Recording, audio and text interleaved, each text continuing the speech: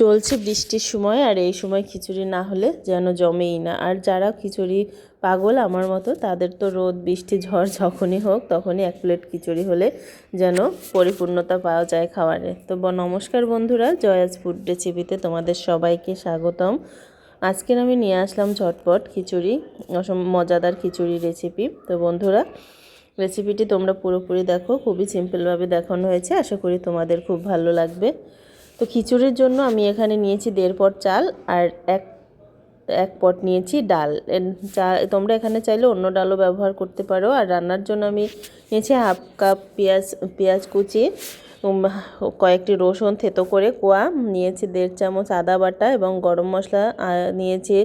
এখানে গোলমরিচ, লবঙ্গ, এলাচ এবং দারচিনি গোটা দিয়ে দিয়েছি। দেবো 1 চামচ হলুদের গুঁড়ো আর দেবো পরিমাণ মতো নুন।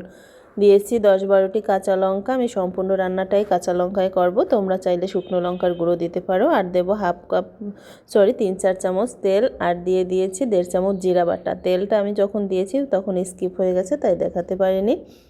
তো মাখানোটা এগুলো দিয়ে ভালো করে মাখিয়ে নিতে হবে। তারপরে কড়াই গরম করে সেখানে প্রায় 2-3 চামচ তেল দিয়ে দিয়েছি। আর দিয়ে দেবো ফোড়নে আমি 2টা শুকনো লঙ্কা, 2টো তেজপাতা এবং হাফ চামচ জিরা দিয়ে আমি 10 সেকেন্ড মতো নেড়ে চেড়ে তারপরে চালটাকে দিয়ে দেব। চালটা দিয়ে মিডিয়াম আঁচে অনেকক্ষণই ভাজতে হবে, যতক্ষণ না চালটা থেকে জল সরে পুরোপুরি একেবারে ঝরঝরে না হয়ে যাচ্ছে। তো দেখতেই পাচ্ছ চালটা কিন্তু আমার ফোটা শুরু হয়ে গেছে, আর চালটায় একেবারে গায়ে লেগে নেই, পুরোপুরি ঝরঝরা হয়ে গেছে। এ পর্যায়ে বুঝে নিতে হবে যে চালটা আমার ভাজা হয়ে গেছে। এই সিস্টেমে খিচুড়ি রান্না করলে কিন্তু খিচুড়িটা অনেক ঝরঝরা হয় এবং ভীষণ টেস্টি হয় খেতে। তো আমি এখন এটা ভাজা প্রায় শেষ হয়ে গেছে, আমি এখানে জলটা দিয়ে দেব। এখানে তোমরা চাইলে অন্য কোনো ডালও ব্যবহার করতে পারো, আমি শুধু মুসুরির ডালই দিয়েছি। আমার চাল ডাল মিলে মোট 2.5 পট হয়েছে। ভাজা হয়ে গেলে আমি এখানে 5 গ্লাস মতো জল মেপে দেবো। এখানে কিন্তু জলটা অবশ্যই মেপে দিতে হবে, বেশি কম হলে কিন্তু খিচুড়িটা ভালো হবে না। জল মেপে দিলে একদম পারফেক্ট পাওয়া যাবে খিচুড়িটা, একদম ঝরঝরে। তো খিচুড়িটা ফুটে আসলে আমি এটাকে 6-7 মিনিট মতো ঢেকে দেবো। 6-7 মিনিট পর দেখো ফিরে আসলাম, এসে আমি এটাকে একটু নেড়ে দেবো। জালটাকে আমি ফুটে ওঠার পর কিন্তু মিডিয়াম আঁচ করে দিয়েছি।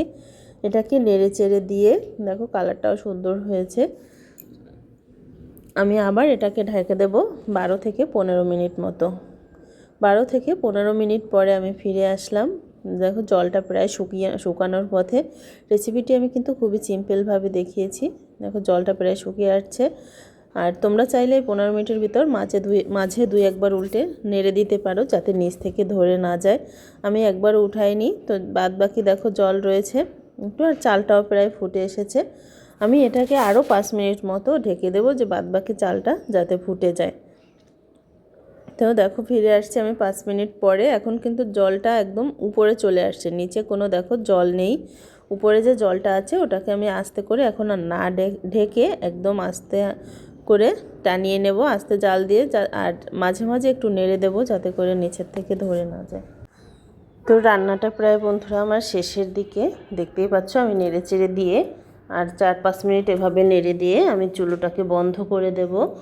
কারণ চুলোটা বন্ধ করার পরে যেটুকু গায়ে জল রয়েছে সেটুকু টেনে যাবে, এমনিই শুকিয়ে যাবে গা থেকে, এবং খিচুড়িটা একদম ঝরঝরে হয়ে যাবে। তো বন্ধুরা দেখো এখন কিন্তু এখানে টোটালি জল নেই, আমি এখন এটাকে নামিয়ে নেব।